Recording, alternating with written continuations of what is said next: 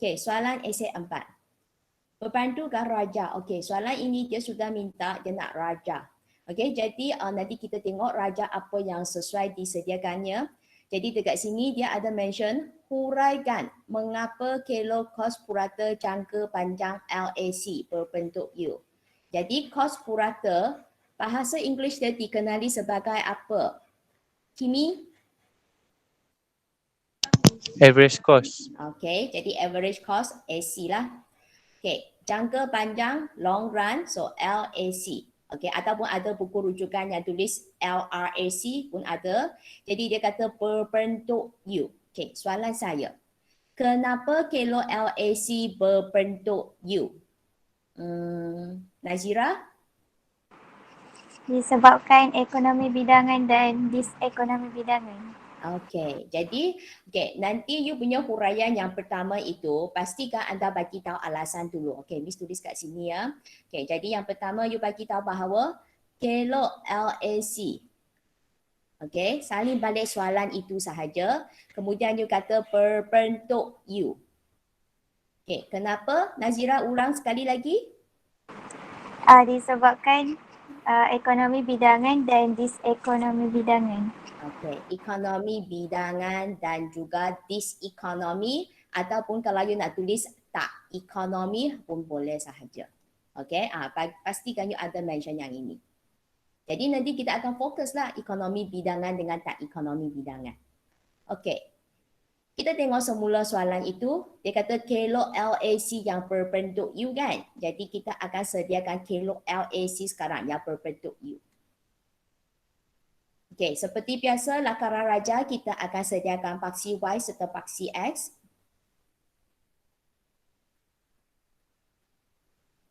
Okey, paksi Y, apa yang perlu dilabelkan? Tulis ID? C. C, kurungan? RM. Okey. Okey, yang sini adalah asalan. Bagaimana pula dengan paksi X ini? Cempaka? Q dalam kurungan unit. Okey, thank you. Okey, jadi dekat sini selepas kita sediakan paksi Y dengan paksi X-nya, okey, kita akan lakar kilo LAC yang berbentuk U. Yang berbentuk U itu bermaksud menurun, capai minimum, kemudian dia naik. Okey, dan jangan lupa labelkan kilo LAC. Okey, so titik minimum ya. Okey, ini titik minimum dia lah dekat sini. Okey, jadi selepas itu sekarang saya nak tanya. Dekat sini hanya ada 1 kilo LAC sahaja. Kalau 1 kilo LAC itu berkaitan dengan firma ke ataupun berkaitan dengan industri?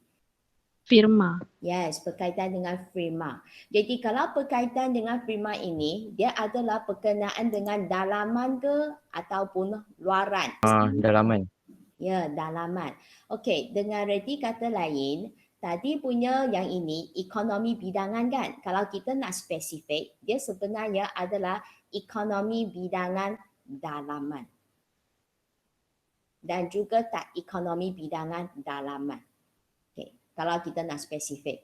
Okey, sebab kalau berdasarkan raja yang kita sediakan, kita hanya ada 1 kilo LAC sahaja. Okey, jadi sekarang kita sambung. Okey, disebabkan you sudah tahu bahawa ini berkenaan dengan ekonomi bidangan dalaman dan juga tak ekonomi bidangan dalaman kan? So, bermaksud huraian yang seterusnya kita akan fokus tentang ekonomi bidangan dalaman. Fokus yang ini. Jadi di bawah ekonomi bidangan dalaman ini, pelajar kena tahu bagi dia punya definisi dulu. Jadi sekarang Miss nak tanya, apakah definisi bagi ekonomi bidangan dalaman? Esther? Peningkatan kecekapan firma yang membawa kepada penurunan kos purata firma. Okey, kejap Tadi saya dengar you ada sebut peningkatan kecekapan yang tinggi lah sebab you tahu perkara yang baik kan ekonomi bidangan kan. Jadi ekonomi bidangan perkara yang baik dari segi kecekapan. Lagi satu. membawa kepada penurunan kos purata firma. Cost purata ataupun kita boleh kata cost per unit, membawa dia turun. Jadi sekarang ni saya tanya, yang ini dia disebabkan oleh faktor apa?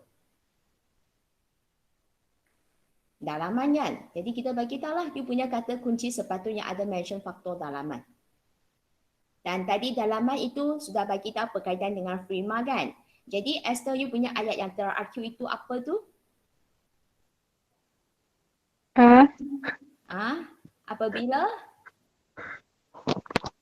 Apabila Firma mengembangkan operasi secara besar-besaran. yes, ataupun apabila firma mengembangkan skala pengeluaran. Kalau mengembangkan skala pengeluaran tersebut, bermaksud adalah menampakkan keluaran dia. Okay, jadi tengok semula you punya definisi itu, you mesti ada sebut kecekapan tinggi, cost per unit dia rendah, yang disebabkan oleh faktor dalaman dan apabila firma mengembangkan skala pengeluaran. Itu adalah kata kunci dia. Okay, jadi sekarang kita sambung. Selain daripada definisi, anda juga kena bagi tahu tentang faktor ataupun penentu. Okay, dekat sini dia ada banyak faktor. Misalnya, ekonomi pengkhususan, ekonomi pengurusan, ekonomi teknikal dan banyak lagi. Jadi dekat sini, anda hanya perlu bincang salah satu sahaja. Okay, katakan sekarang ni bincang ini. Saya nak fokus ekonomi pengkhususan katakan. Okay, jadi kalau katakan you pilih point ini, bukan hanya sebut faktornya adalah ekonomi pengkhususan. Tak boleh, you kena huraikan dengan lebih lanjut, huraikan sepatah dua kata. Jadi ekonomi pengkhususan ini, apa yang anda faham berkenaan dengan pengkhususan? Farah.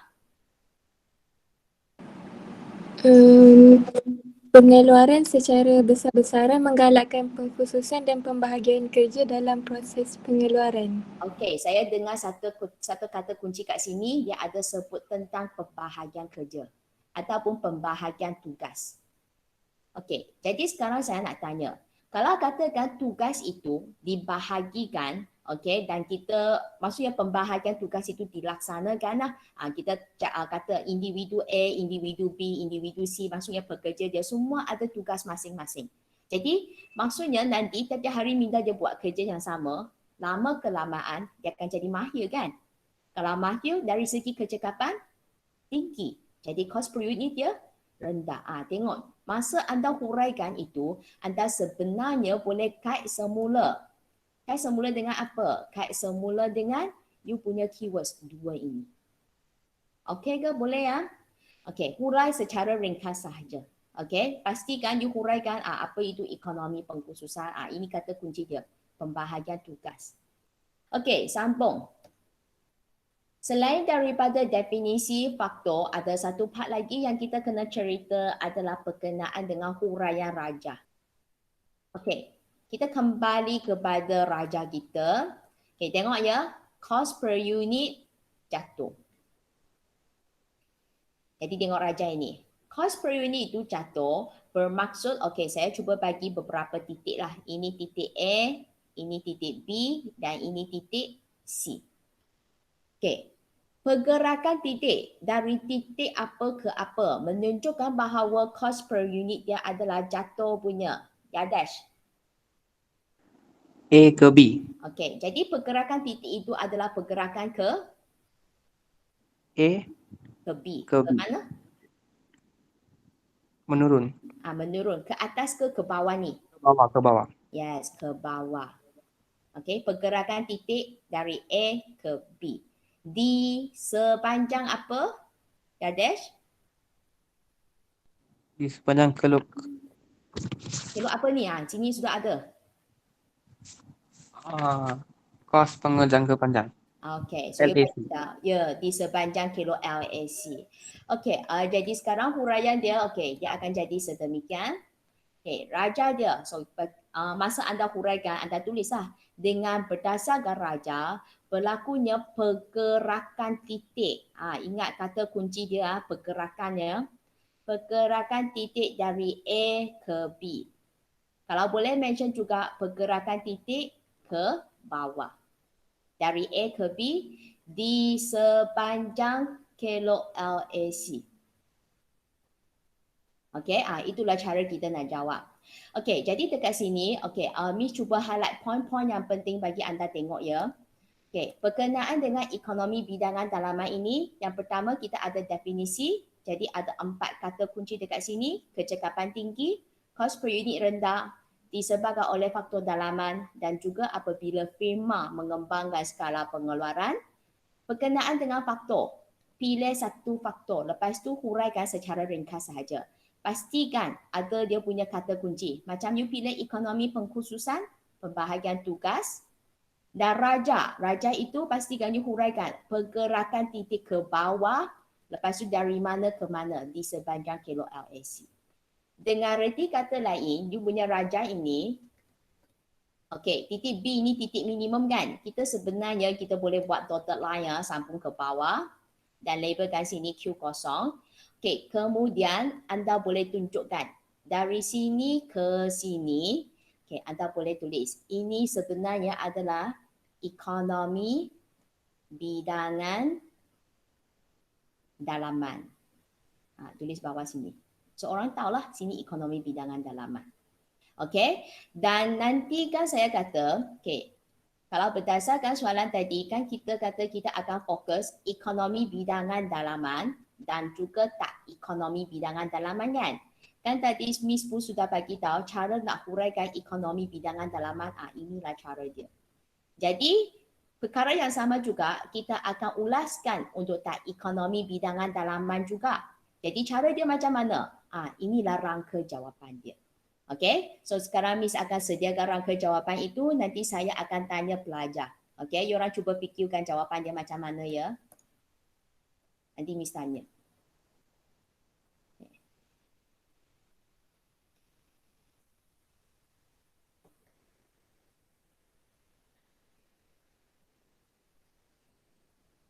Okey, jadi sekarang kita cuba tengok tak ekonomi bidangan dalaman. Saya nak tanya tentang definisi dia dulu. Syafika? Yes, Miss. Bagi tahu saya definisi bagi tak ekonomi bidangan dalaman. Kemerosotan dalam kecekapan firma menyebabkan peningkatan kos per unit pengeluaran berpunca daripada faktor dalaman sesebuah firma apabila firma mengembangkan skala pengeluaran. Okay, thank you. Okay, sekarang kita cuba tengok ya. Tak ekonomi bidangan. Sudah bagi tahu perkara yang tak baik. Apa maksud tak baik itu? Tak baik kepada pengeluar. Jadi kecekapan dia rendah, kos per unit dia tinggi. Keadaan yang sebaliknya kalau berbanding dengan tadi. Okey, lepas tu dalaman, jadi disebabkan faktor dalaman lah. Kalau soal kata dalaman, dia mesti berkaitan dengan firma. Jadi apabila firma mengembangkan skala pengeluaran. Jadi you dapati kalau berbanding dengan ekonomi bidangan dalaman, dua ini dia adalah sama punya. Yang tak sama hanya ini je. Okey, dia terbaliklah macam kata lawan. Okey, definisi dia okey. Sekarang yang kedua, juga sama macam tadi kita akan kaji dari segi faktor ataupun penentu. Tadi Miss guna ekonomi pengkhususan kan? Jadi sekarang saya nak guna balik poin yang sama. Tak ekonomi pengkhususan. Okey, tadi saya kata kalau kita buat pembahagian tugas, pembahagian kerja, lama kelamaan dia akan cekap kan? Jadi kalau tak ekonomi pengkhususan, huraian dia macam mana pula? Kalau tak ekonomi pengkhususan ni, proses pengeluaran dia menimbulkan kesan negatif apabila kerja yang sama dilakukan berulang-ulang. Yes, kerja Dia yang menyebabkan pekerja rasa bosan. Ya, betul. Kerja yang sama berlaku secara berulang-ulang. Nanti dia jadi bosan. Kalau bosan, bermaksud dia akan menyebabkan kecekapan dia jatuh. Dan kos per unit dia nanti pun meningkat lah. Okey, cuba tengok poin yang sama pengkhususan, tapi huraian dia boleh jadi berlainan punya. Okey, jadi juga sama pilih salah satu faktor untuk huraikan. Huraikan secara ringkas sahaja. Okey, sambung dari segi raja. Okey, raja pula kita tengok raja yang disediakan ini. Huraian raja, pergerakan ke atas dari titik B Sekali lagi, Pergerakan ke atas dari titik B ke titik C di sepanjang keluk LAC. Okey, sepatutnya kita mention pergerakan titik ke atas lah. Kena mention perkataan titik itu dari titik B ke C di sepanjang keluk LAC. Kenapa pergerakan titik B ke C yang bergerak ke atas? Tengok semula. Kan kita kata cost per unit dia tinggi kan? So, cost per unit itu adalah merujuk kepada cost purata. Cost purata AC, tengok. Ini AC, cost dia meningkat. Okey, jadi juga sama di bahagian sini pelajar boleh labelkan. Okey, yang ini adalah tak ekonomi bidangan dalaman. Okey, dan seterusnya. Tulis kat sini. So pelajar pun tulis pergerakan titik ke atas. Okey, dari titik B ke C di sepanjang keluk LAC. Okey, jadi keseluruhan dia kita pun dah selesai bincang soalan ini. Kita cuba tengok markah yang diperuntukkan untuk soalan ini.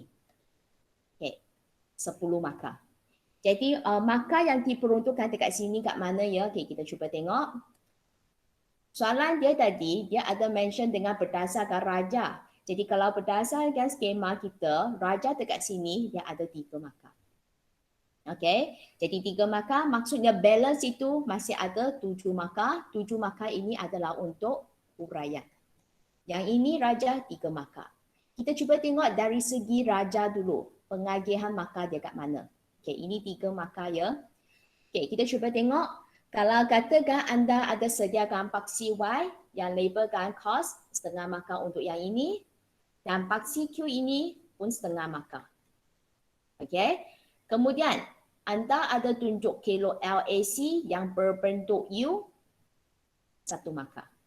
Okey, janji tunjuk keluk LAC yang berbentuk U sahaja. Dan kemudian, okey, sini baru 1, 2 markah je. Lagi 1 markah. Okey, you ada tunjuk anak panah ini. Pergerakan titik ke bawah dan pergerakan titik ke atas. Setengah-setengah lagi. Jadi 3 markah untuk lakaran raja dia. Okey. Jadi sekarang kita akan tengok dari segi huraian pula. Okey, huraian dia. Kenapa keluk LAC berbentuk U? Okey, kita jawab soalan ini. Keluk LAC berbentuk U kerana, okey, kalau macam tadi awalnya ada pelajar bagi tahu disebabkan ekonomi bidangan dan tak ekonomi bidangan, anda boleh terus dapat 1 markah dah. Okey, tetapi kalau bagi pelajar yang nak spesifik, dia nak sebut ekonomi bidangan dalaman dan juga tak ekonomi bidangan dalaman pun dapat 1 markah juga. So it's up to you. You nak cerita ekonomi bidangan sahaja dan tak ekonomi bidangan pun boleh, ataupun you nak spesifik dalaman-dalaman pun okey, tetap dapat 1 markah. Okey, kita sambung. Okey, lepas itu kan tadi saya kata huraian 7 markah kan? Okey, you jawab soalan ini 1 markah. Bermaksud ekonomi bidangan dalaman kat sini 3 markah dan tak ekonomi bidangan dalaman sini dia akan jadi 3 markah juga. Okey, sekarang kita cuba tengok macam mana kita nak skor 3 markah dekat sini. Okey, jikalau anda ada cerita pasal definisi, okey, you ada sebut sebenarnya definisi sini 1 markah. Faktor 1 markah. Raja 1 markah. Okey, tapi nak skor 1 markah dekat sini. Dekat mana bahagian markah dia? Okey, you ada sebut kecekapan tinggi, cost per unit rendah, setengah markah. Lepas itu you ada sebut disebabkan faktor dalaman apabila firma mengembangkan skala pengeluaran, itu kata kunci dia. Sini setengah markah lagi. Ada kedua-dua ini. Okey, jadi 1 markah untuk definisi.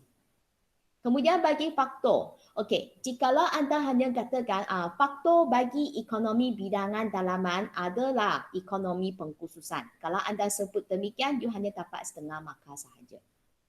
Kalau katakan you huraikan lagi, apa itu ekonomi pengkhususan? Ini cerita tentang pembahagian tugas itu, setengah markah lagi.